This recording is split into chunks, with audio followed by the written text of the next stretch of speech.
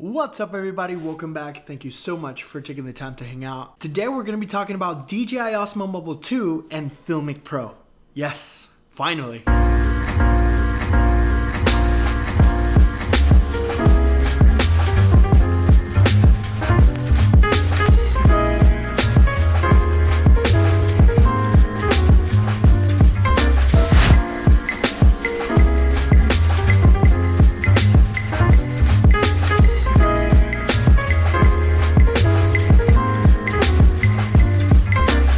Filmic Pro is one of the most popular video apps right now, pretty much on iOS and Android at this point. And in this video, we're going to talk about areas in which I feel Filmic Pro will make an incredible impact in your footage. Personally, I'm a fan of the native built-in camera app for a couple of reasons.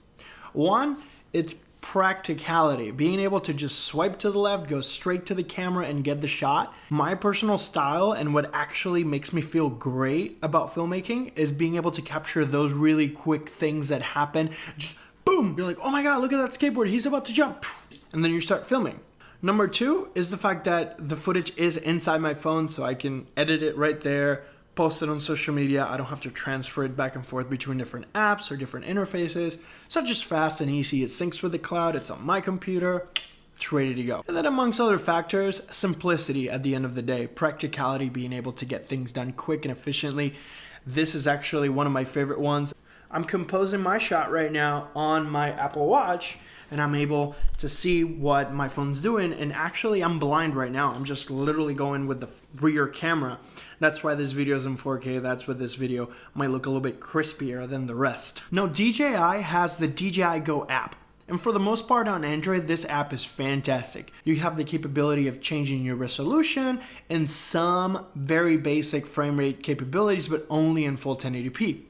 You also have the really cool time-lapse settings, which realistically, that's why I would personally switch over to DJI Go at any given time, because there's an intention for me to record a time-lapse or motion time-lapse or hyperlapse or any tracking capability that clearly the native camera app can't perform. Now, this experience might not be very consistent if you're on Android. On the Google Pixel 3 XL, for example, DJI Go is fantastic. It works really well, but I've noticed how other different Android devices might lack specific modes, different resolutions, or the tracking might not work the same. And today I want to share with you some features that Filmic Pro has that will definitely make an impact in your footage.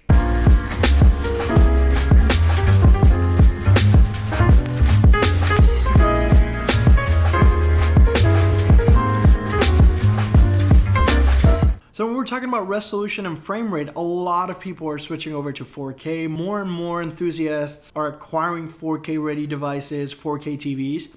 And of course, these phones I'm shooting right now on a XS Max, pretty much any iPhone since the iPhone 6s can shoot 4K, and some of them at 4K 60, which is incredible. The cool thing about Filmic Pro is that it's going to give you a range of resolutions to pick from 720p all the way up to 4K on most devices. But you can also adjust the frame rate from 24 frames per second, which is awesome for cinematic shots, all the way up to 240 frames per second, depending on the device that you have. You can also adjust the quality of the video going all the way up to Filmic Extreme, which means that your videos are going to have way more data for you to be able to tweak around and get it the way you want it. Filmic Pro gives you control over the white balance. You do have some automatic profiles if it's outdoors, if it's cloudy, if it's indoor lighting, if it's very bright and sunny, but you can always adjust this manually to achieve the right look for your videos. On top of the white balance, you also have saturation controls and temperature, but you do have color profiles.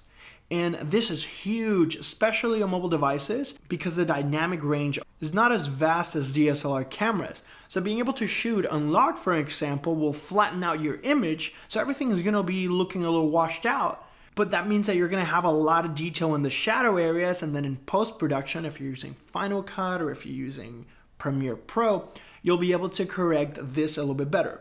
Now here's an example of footage taken in log, which is completely flat, very, very flat, compared next to a color graded image in Final Cut Pro. The greatest thing about this is that you can continue to refine your style, so you have your own look, and then you can build on top of corrections and tweak this around. And if you ever take video of somebody with a red shirt or a black hat or something like that, if you were to increase the contrast or decrease the saturation and things like that, you might lose a lot of detail in those little shadow areas. So shooting in live will give you way more control so you can correct the image and get it the way you want. Filmic Pro also gives you control over the focus and the exposure. You do have a circle for the exposure and a square for the focus, and you can move these around on your screen, which is really cool because at times you might want to focus on something that's closer but then exposed to the background. And then on top of that, you can always slowly tweak and make adjustments to the focus and exposure when you bring in the little slider option. But what's crazy about this is that you can select 2 different points within those sliders, and you can actually tap to automatically switch your exposure or focus as you're panning, for example. And this is fantastic. It adds a really cool automated feature for you to be able to focus more on what you're capturing rather than trying to figure out where you're tapping. It's a really nice. This is actually one of my favorite ones. And then on both focus and exposures, you have peaking controls, zero peaking and focus peaking. This is fantastic for you to be able to tell what's exactly in focus or exposed, underexposed, overexposed. These screens might be small or not as bright under different lighting circumstances. Having the focus peaking or the zebra peaking will give you the option to visualize and see what's actually in focus or what's overexposed. And last but not least, guys, compatibility. Filmic Pro, it's compatible with not only the DJI Osmo Mobile 2 and the original DJI Osmo Mobile, but it's also compatible with the Smove 4 gimbal, which for those of you who have the Smove 4, it opens up the door for you to have access to a lot of the resolution options that are not available in some of the smart devices. It is also compatible with a lot of different microphones, including Bluetooth microphones and different lenses, like an anamorphic lens. So sneak peek. And I'm releasing a video about it soon, but I figured I'd give you a sneak peek on how the footage looks once Filmic Pro de-squeezes the footage.